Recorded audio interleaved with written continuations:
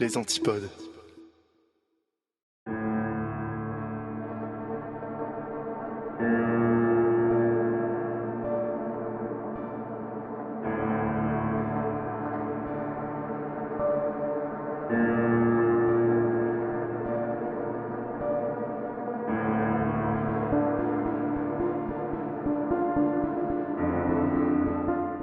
Bonsoir, je suis Yop et je vous souhaite la bienvenue dans l'épisode 24 du Rendez-vous de l'étrange.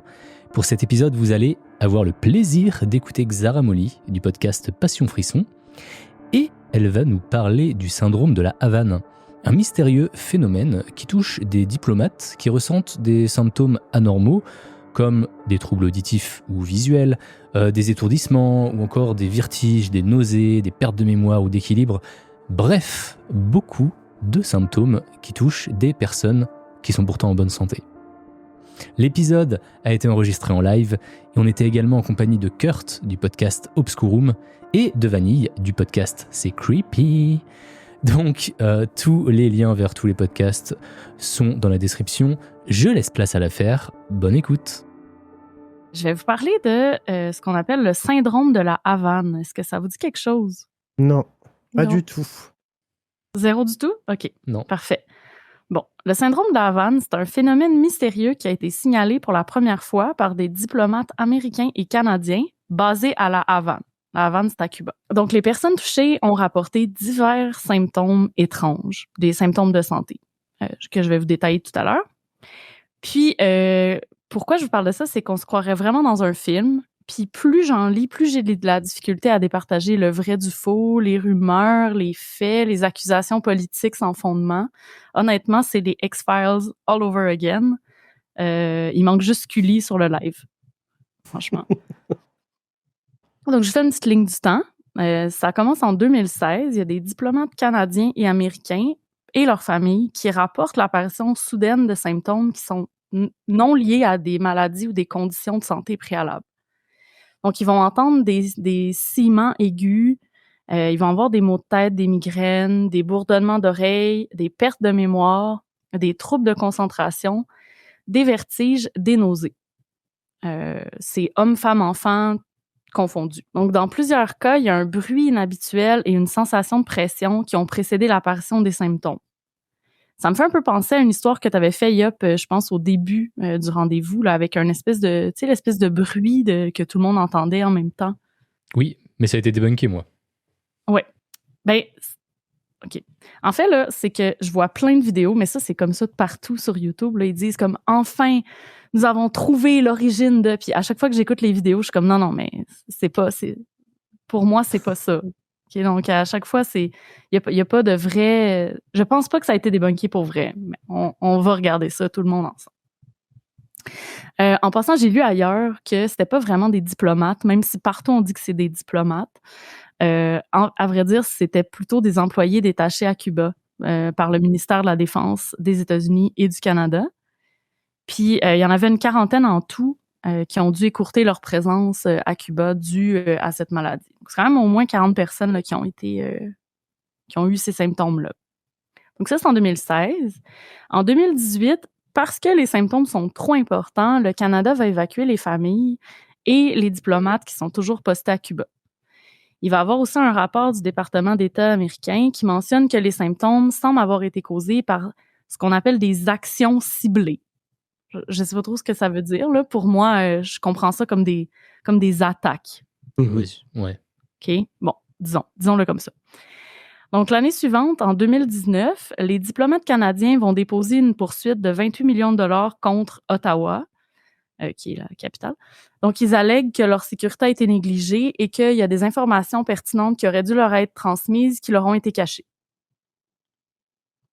Donc, par exemple, qu'on leur avait pas dit qu'il y avait tel ou tel truc, puis ils auraient pu décider de quitter, et on leur a pas dit, donc ils n'ont pas pu prendre des décisions éclairées par rapport à leur santé. Donc, il se passe 4 ans. En 2023, après une enquête, les services de renseignement américains vont déclarer que c'est peu probable qu'un pays quelconque ou un autre acteur hostile ait causé l'apparition des symptômes d'une quelconque façon. Parce qu'on va voir plus tard dans les hypothèses que L'hypothèse principale, c'est qu'il y a un pays communiste qui est impliqué. Évidemment, c'est toujours comme ça. C'est toujours comme ça dans les films. C'est toujours les pays communistes qui sont impliqués, qui veulent le mal des Américains. Hein? On s'entend? Il n'y a rien de nouveau là. Mais bon, après analyse, c'est ça, paraît-il que ça serait pas ça. Il faut savoir aussi que depuis qu'il y a eu ces cas-là à La Havane, il y a d'autres diplomates et d'autres fonctionnaires américains dans le monde entier qui ont aussi rapporté des symptômes similaires, notamment en Chine, en Russie, en Allemagne et à Washington, D.C. Il y a des examens poussés qui ont été réalisés sur des patients puis qui n'ont pas révélé de lésions cérébrales, disons, notables. Que ça se pouvait, tu sais, on peut tous avoir des micro-lésions, là, mais il n'y avait pas de lésions qui pouvaient causer justement ces maux de tête-là ou quoi que ce soit. Il y a eu des symptômes de fatigue qui ont été rapportés, peut-être des signes reliés à des stress post-traumatiques ou des dépressions. Ça, c'est ce qui est ressorti des examens qui ont été faits sur les gens. Mais il y a d'autres personnes qui ont dit que la technologie actuelle des IRM serait pas assez puissante pour déceler ou des caractéristiques spécifiques à un trouble mystérieux comme celui-là. Donc là, on a évalué les gens, mais c'est comme s'il y en a qui disaient que les examens qu'ils ont faits n'étaient pas les bons examens ou ils n'étaient pas valides. J'en profite pour vous dire que ces symptômes-là existent bel et bien. C'est pas une imagination, c'est pas une hystérie collective comme il y en a déjà eu. Ça a été brièvement abordé comme ça au départ, mais non. Les examens là, psychologiques qui ont été faits, les examens physiques qui ont été faits décelaient vraiment des réels problèmes, des réelles perturbations. Chez certaines personnes, ça a duré de quelques jours à plusieurs mois. Donc, une fois qu'ils ont été évacués, là, ça l'a mystérieusement cessé. Donc, j'arrive dans les hypothèses. Bon, l'origine des symptômes reste incertaine, mais c'est certain que c'est un cas qui a entraîné dès le début beaucoup de spéculations. Puis, à cause que c'était mystérieux, puis on savait pas trop d'où ça venait, il y a eu comme un aura mystique là, qui s'est créé autour de ça et qui a créé le nom, le syndrome de La Havane. On lui a même donné un nom, là, donc ça fait très mystérieux. Au début, les symptômes ont été beaucoup minimisés. On a attribué ça au stress. Il y a des hypothèses qui ont tourné autour du psychosomatique, des infections virales, l'exposition à certaines toxines que, par exemple, les gens n'auraient pas accès aux États-Unis ou au Canada. Par contre, il n'y a eu aucune preuve de ça. Puis il y a même certains qui parlent d'une espèce de fièvre triggered par des bruits de criquets. Ok. Ouais, ça va loin. Ouais, ça va loin. Là, j'arrive un petit peu dans le crunchy, là, puis c'est là où on tombe dans l'espèce de... Je sais pas trop où m'en tenir avec... à quoi penser avec ça, mais il y a des spéculations qui ont circulé sur l'utilisation qu'on appelle d'armes soniques, OK, ou d'appareils à micro-ondes dirigées. Je vais vous expliquer. J'ai cherché, j'ai demandé à ChatGPT c'était quoi ça, parce que je voulais essayer de comprendre qu'est-ce qu'on veut dire par armes soniques et appareils à micro-ondes dirigés. Il y a quand même une enquête, parce que là, tantôt, ce que je vous parlais de l'enquête qui n'avait pas été concluante, c'est l'enquête qui a été réalisée par l'armée. Okay? Cette enquête-là a dit non, c'est sûrement pas un pays tiers ou un pays hostile qui a fait ça. Mais il y a eu quand même une enquête journalistique qui a été réalisée par 3 grands journaux, The Insider, CBS, puis un magazine allemand, qui affirme sans l'ombre d'un doute que c'est attribuable à un groupe russe qui s'appelle l'unité 219-55, pour être exact. Cette unité-là est chargée d'opérations à l'étranger, puis elle s'est déjà retrouvée au centre de plusieurs affaires. Notamment, elle a été accusée d'une tentative d'empoisonnement d'un ancien espion russe, Sergei Skripal, au Royaume-Uni en 2018. Puis leur champ d'action est principalement d'opérations létales et d'actes de sabotage. Là, j'étais comme, OK, on est rendu dans James Bond ici, mais en fait, c'est que 3 journaux différents qui ont fait enquête sont arrivés exactement à la même conclusion. Puis là, il y a d'autres incidents similaires qui ont alimenté ces spéculations-là. Il y a un incident qui s'est passé entre l'Inde puis la Chine, dans l'Himalaya, proche de l'Inde. Puis il y a eu une 20aine de morts du côté indien. Apparemment que les Chinois seraient parvenus à truffer les collines d'émetteurs d'ondes, les micro-ondes dirigées, là. Et en gros, ce que ça fait, c'est que ça a transformé le terrain en gigantesques micro-ondes Et littéralement, si les gens étaient restés là plus longtemps, ils auraient cuit. OK. Bon. OK? Toute rumeur a été évidemment démentie par le gouvernement chinois, mais le doute plane. Il y a un groupe de recherche américain qui a aussi travaillé pendant 1 an sur une enquête visant à mettre en lumière toutes les circonstances, les causes et symptômes du syndrome. Beaucoup de gens s'y sont intéressés, notamment parce qu'on l'avait déjà nommé, on lui avait donné un nom, le syndrome de la Havane, ça a attiré beaucoup de gens, puis beaucoup de gens ont voulu savoir, aller au fond de tout ça. Il y a le lieutenant-colonel Greg Ed Green, celui qui faisait partie de l'équipe d'enquête de l'armée, qui est maintenant retraité. Lui, il était en charge de ce groupe-là. Puis lui, ce qu'il dit, c'est oui, le rapport dit que c'est pas dû à un pays hostile, mais c'est juste parce que le processus d'enquête qui allait mener à une accusation était trop rigide sur les preuves. Donc, nous, on a fourni des preuves, mais c'était pas suffisant pour eux. Donc, c'est pour ça que les conclusions de l'enquête, c'était non, on peut pas prouver sans l'ombre d'un doute que c'est les Russes. Et il dit, moi, je suis convaincu encore à ce jour que oui. Et il a dit à CBS, écoutez bien, ça vient d'un général de l'armée. Si j'ai tort au sujet du fait que la Russie est derrière les incidents anormaux, je vais venir à votre émission et je vais manger ma cravate. C'est un peu absurde, mais je vois mal un général de l'armée juste lancer ça en l'air, donc il doit être vraiment, vraiment sûr de son affaire. Ouais, convaincu, ouais. Très convaincu. Puis, ben là, les Américains, il y a plein de monde qui se sont un peu appropriés ça. Donc, il y a Donald Trump lui-même qui a affirmé qu'il croyait que c'était le fruit des services secrets cubains.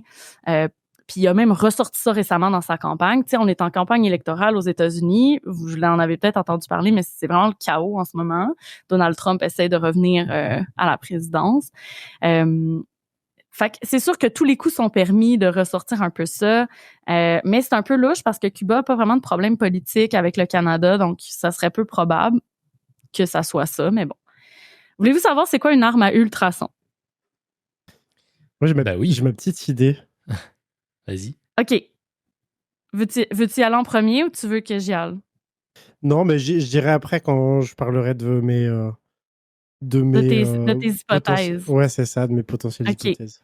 Bon, merci ChatGPT pour ça, mais une arme ultrasonique va utiliser des ondes ultrasons, donc c'est des ondes sonores à des fréquences supérieures à la capacité d'audition humaine. Donc ça veut dire que c'est très aigu, ça peut causer beaucoup d'effets nuisibles.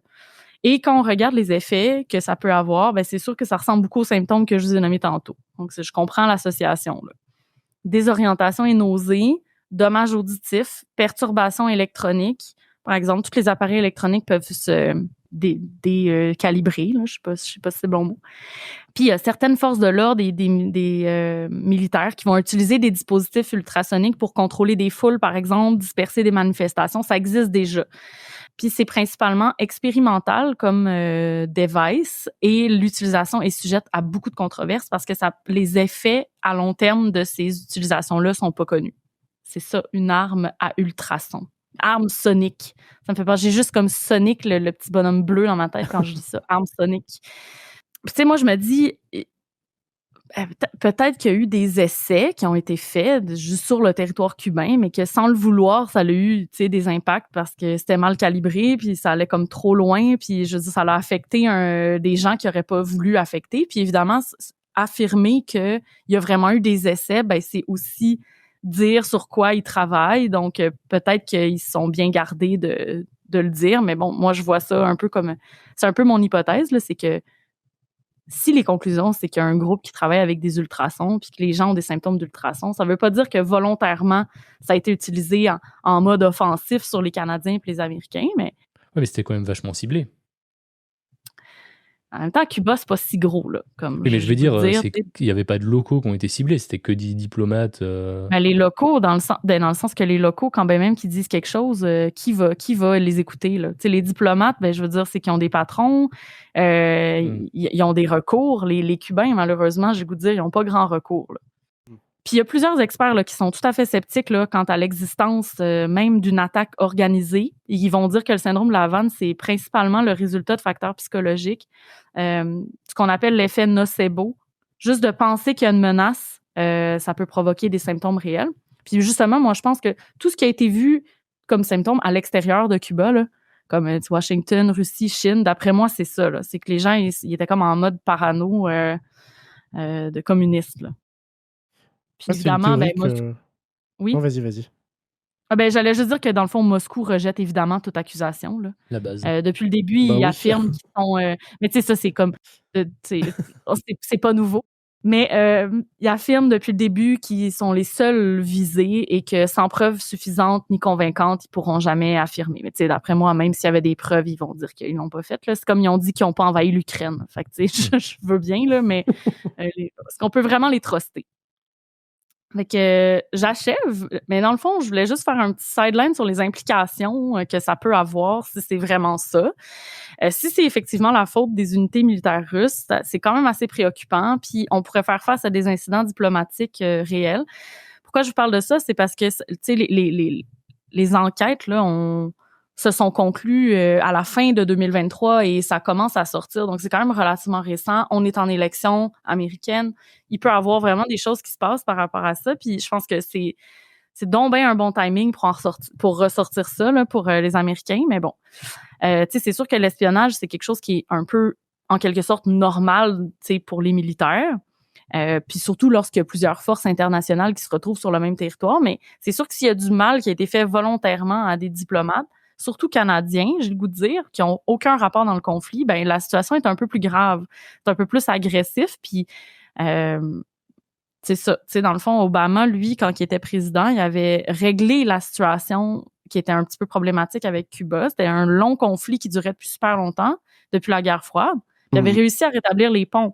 Fait que là, c'est sûr que si Trump est en train de tout défaire ça, là, c'est quand même assez problématique. Là. Fait que c'est ça un peu les implications du conflit si vraiment on se rend compte qu'il y a eu des volontairement là, des abus contre des diplômes.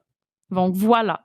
Je suis vraiment pas sûre parce que plus que j'en lis, plus je suis comme sérieux, on dirait un film. Puis j'arrive comme pas à croire que c'est vraiment ça qui se passe, mais je veux savoir, vous, qu'en pensez-vous?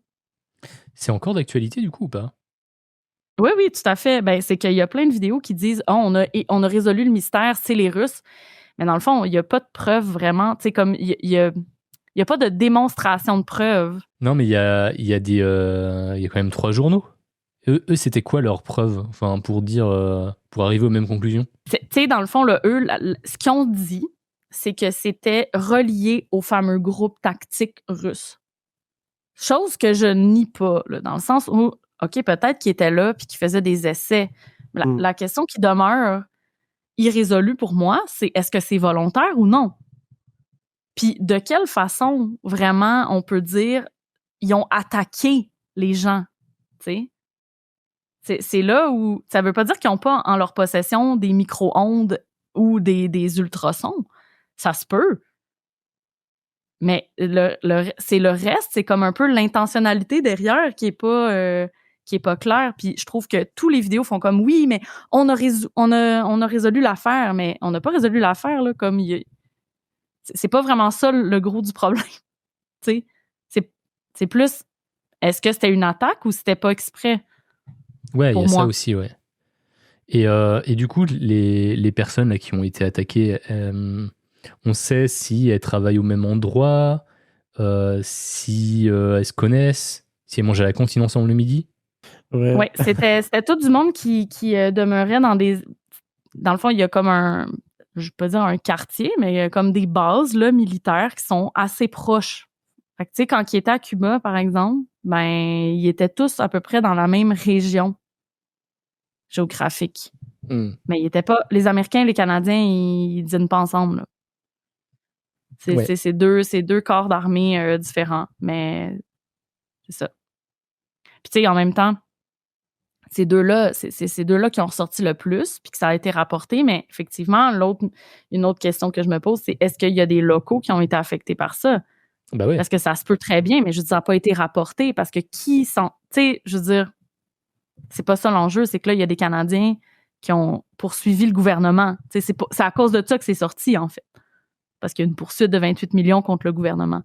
Puis là, après ça, ben, ils ont comme reculé dans le temps, puis on dit, ben, OK, qu'est-ce qui s'est passé? Puis c'est là qu'on est arrivé à comprendre qu'il y avait eu des enjeux de santé lorsqu'ils étaient déployés. Et là, officiellement, c'est pas résolu. Ben, pour moi, c'est pas résolu. Tu sais, il n'y a pas Non, parce de... que, c'est parce qu'il y a des vidéos sur YouTube qui disent que c'est les Russes que c'est résolu, quoi, officiellement. Ben, la fameuse poursuite des Canadiens contre le gouvernement, ça n'a pas eu lieu encore. Tu sais, je veux dire, la poursuite est déposée, mais je veux dire, le procès n'a pas eu lieu, là. Il n'y a pas de réelle conclusion. Je pense qu'effectivement, les journaux, quand ils ont fait l'enquête, pour eux, ils ont trouvé le bout, mais, tu sais, officiellement, c'est pas résolu. Ce serait intéressant de creuser un peu plus sur les journaux, là, pourquoi ils en arrivent à cette conclusion, et est-ce que les trois enquêtes étaient un peu jointes, ou alors ils sont arrivés aux mêmes conclusions vraiment sans discuter, quoi. Séparément. Ouais. Tu sais, j'ai lu bien des affaires, puis c'est toujours les mêmes éléments. Les mêmes éléments un peu nébuleux. Il n'y a pas beaucoup de détails. Tu sais, j'ai essayé de trouver des témoignages aussi officiels de personnes qui avaient vécu d'essayer d'avoir comme un parcours. Mais comme c'est sous enquête en ce moment, ben c'est comme confidentiel. Fait que ce qui est rapporté, c'est vraiment minimal. Fait que tu sais, c'est quand même en cours en ce moment. Puis tu sais, je comprends qu'il y a des gens qui disent j'ai trouvé la solution, mais tu sais, ça fait très complotiste, ces vidéos-là, pour être honnête.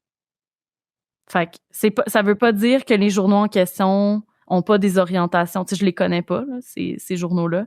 Je connais pas leur orientation ou leur ligne éditoriale. Dans chaque pays, je pense qu'il y a des journaux avec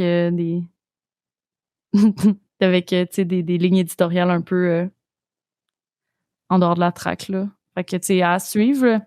J'ai pas réussi à trouver les articles originaux, là, les fameuses enquêtes. Mais c'est ça. Moi aussi, je me questionne par rapport à comment ils en sont venus à cette conclusion. Puis surtout, une fois qu'on a trouvé effectivement avec quel appareil ça a été fait, ben la question qui subsiste encore une fois, c'était quoi l'intention? Ouais, est-ce que c'était fait exprès ou pas, quoi? Parce que les répercussions sont pas les mêmes, là. Tu sais, est-ce qu'on fait face à un incident diplomatique, un incident ou un attaque, tu sais? Moi, j'ai l'impression que ça fait un peu de test qui a mal tourné, quoi. Oui. Mais c'est vrai que c'est le fruit d'une longue tradition. Enfin, tu sais, pendant la guerre froide, les États-Unis et la Russie d'un côté avaient leurs alliés, leurs ennemis, et en fait, il y avait une course qui était totalement absurde en fait à l'arme ultime, tu sais. Oui. Il y avait l'arme nucléaire et ils cherchaient aussi d'autres moyens de nuire à l'ennemi, en fait, des moyens parfois moins létaux. Et en fait, ça me fait un peu penser à ça, tu vois. Mais après, on est en 2000, tu vois, ton histoire, elle a lieu en 2016, si je me trompe pas. 2016, ouais. Donc la guerre froide est loin derrière. Ça veut pas dire qu'il n'y a pas de conflit larvé entre les États-Unis et la Russie, mais c'est une période qui est révolue malgré tout. Mais c'est vrai que ça me fait penser vraiment à des essais foirés, tu sais. Ou pas forcément foirés, mais à des essais sur population qui ont donné des résultats un peu catastrophiques. Ça me fait penser à un autre truc. Alors évidemment, ça va faire rire un peu, et surtout c'est la minute vanille parce que ça va parler de caca. Nice. Ce raccourci. Mais est-ce que vous connaissez le bruit marron? C'est quand on l'entend, on a envie de faire caca, c'est ça? Ouais, en fait, c'est hypothétiquement, parce que ça n'a jamais été prouvé, mais une fréquence de l'infrason, en fait, qui est censée donner la chiasse, grossièrement. Et c'est... Mais en plus, je dis ça en rigolant, mais alors c'est hypothétique, mais potentiellement, c'est une arme qui a vraiment été développée et qui a été utilisée notamment dans des manifs en Chine, d'après The Brown Nose, exactement. Et du coup, c'est une arme qui est grossièrement connue pour donner la chiasse. Et c'est vraiment une fréquence particulière, tu vois. Et non, je passerai pas le son. Non, mais ça me fait penser un peu à ça, tu vois. C'est absurde, c'est farfelu, et en même temps, c'est potentiellement destructeur, quoi. Donc, ben clairement. c'est passionnant et ça fait flipper en même temps. Ouais, exact. Fait que ça m'avait tout. Je me souviens très bien. Tu sais, c'est sûr que de mon côté, quand ça a commencé à sortir dans les médias en 2016, 2017, c'était super mystérieux parce il n'y avait pas encore de spéculation sur ah oui, c'est des attaques. C'était juste comme des diplomates canadiens ont des étranges symptômes lors d'un voyage à Cuba. Puis là, ils se mettent à décrire tout ça. Puis là, t'es comme juste, ben voyons, qu'est-ce qui se passe? Nous rapatrions les diplomates. Ouais. Puis là, c'est comme, ben voyons. Tu sais, avant que ça devienne toute cette histoire-là, je me souviens très bien au début, quand ça commençait à sortir, puis que c'était juste super inquiétant parce que les gens qui étaient en santé commençaient à dépérir vraiment beaucoup, leur famille, tout ça. Puis là, ils se disaient, coudonc, est-ce qu'il y a quelque chose dans l'eau? Est-ce que, tu sais, avant d'arriver à des conclusions comme ça, il y a eu des quand même. Oui, tu te poses des questions, clairement. Est-ce que ils ont réagi à un vaccin? Est-ce que ils ont, parce que, tu sais, avant d'aller dans les pays là-bas, tu sais, t'as comme un agenda de vaccination à faire parce que, bon, l'eau, c'est de l'hépatite, la fièvre, il y a certaines fièvres aussi de moustiques là qu'on n'a pas. Fait que là, c'est ça. C'était comme, est-ce qu'il y a un moustique? Est-ce que, tu sais, comme la dengue, là, en tout cas, il y a plein d'affaires de même là qui avaient été évaluées, puis il y en avait même qui disaient que c'était justement hystérie collective et tout ça. Puis là, c'est drôle parce que quand je lis les articles maintenant, c'est comme si ça avait été complètement tassé. On n'est plus là du tout. On est rendu dans la grosse paranoïa géopolitique, là. Bah, vu le contexte, c'est pas étonnant du tout en vrai. Bah, ça pourrait. C'est des diplomates qui sont à Cuba, donc c'est aussi un peu logique de le penser, tu vois. Ouais, carrément. Tu sais, ça vise des diplomates, mais en même temps, comme tu dis, peut-être ça vise personne. Tu sais, je veux dire, s'il y a des locaux qui ont été affectés, ça visait personne en particulier. C'est juste qu'eux, ils étaient là, tu sais, proches des bases. Ça me fait penser aux tentatives d'empoisonnement, enfin, pas aux tentatives, d'ailleurs, aux empoisonnements qui ont eu lieu, même très récemment, à travers le pays, en fait, qui sont attribués au régime de Poutine, et que le régime de Poutine nie fermement. En fait, en gros, tout le monde sait, enfin, tout le monde pense savoir ce qui s'est passé, et a priori, il y a de grandes chances que, effectivement, ce soit des empoisonnements dus à la Russie, enfin, dus au service secret russe. Mais on est incapable, en fait, c'est tellement opaque, la Russie, qu'on est incapable d'enquêter et de savoir ce qui s'est réellement passé. On en est juste réduit à des conjectures, quoi, et on peut rien faire. Et donc, potentiellement, ton histoire, elle trouvera jamais de... Enfin, elle aboutira jamais parce qu'on ne saura jamais ce qui s'est passé. Non, c'est pas non plus la fameuse escouade qui va répondre aux questions. Puis je veux dire, ils vont se défendre bec et ongles, ils répondront jamais aux questions. Fait qu'effectivement, on le saura pas. Mais c'est que ça risque de quand même bien mousser avant, là. Ça peut créer vraiment des incidents diplomatiques, surtout s'il n'y a pas de réponse aux questions, là. Quand même, on parle quand même de 40 personnes là, qui ont... Là, c'est à voir, là, parce que ces gens-là sont revenus quand même depuis 2018. Là, j'ai le goût de dire, d'après moi, les symptômes ont passé, mais je ne sais pas, il y a peut-être des gens qui sont encore malades. Là. Personne n'est mort de ça, a priori. Non, j'ai pas lu ça. OK. Donc voilà, c'était mon mystère du jour. Très, très, comme dit Kurt, opaque. Difficile de se faire une tête là-dessus, mais plus que tu creuses, plus c'est complotiste, quoi. Les citoyens souverains doivent être contents. Ouais. J'ai la ref. Oui. Et bien stylé. Merci Xara. Merci. Ah ben de rien. Merci Xara.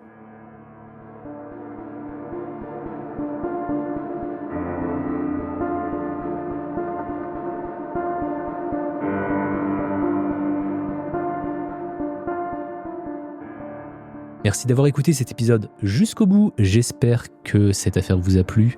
Si vous êtes à la recherche de recommandations horrifiques, n'hésitez pas à aller jeter une oreille sur le nouveau podcast de Xara Molly qui s'appelle Passion Frisson. Quant à moi, je vous retrouve très bientôt dans un nouvel épisode privé sur Patreon et également en live. Ce sera le vendredi 4 octobre à partir de 21h30. Ce sera sur ma chaîne Twitch, twitch.tv/je-suis-hop, et ce sera avec Kurt. Donc le lien vers la chaîne est dans la description, le lien vers Patreon aussi. Sur ce, je vous dis à très bientôt, et en attendant, prenez soin de vous. Salut!